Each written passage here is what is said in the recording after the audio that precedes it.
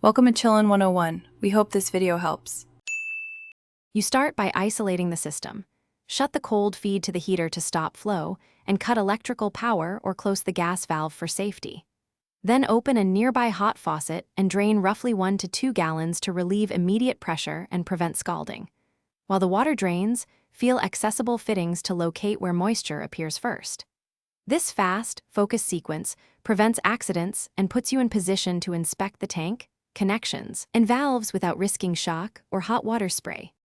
Once the system is safe and drained, remove panels or insulation to expose fittings and valves, and dry surfaces so you can see fresh leaks.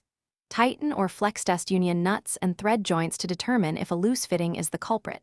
If a joint weeps under pressure, replace the gasket or fitting.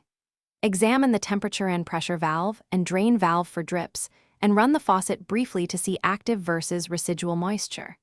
If the tank shell shows rust, bulging, or cracks, you must plan a tank replacement rather than you proceed by replacing the identified bad component. Drain the needed volume, remove the failed valve or fitting, and install the correct replacement using plumber's tape and proper sealants where required.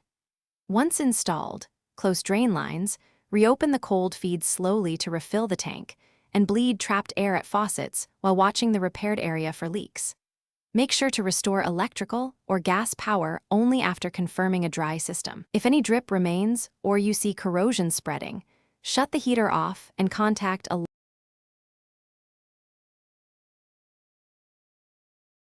Thanks for watching. Consider subscribing if we helped you.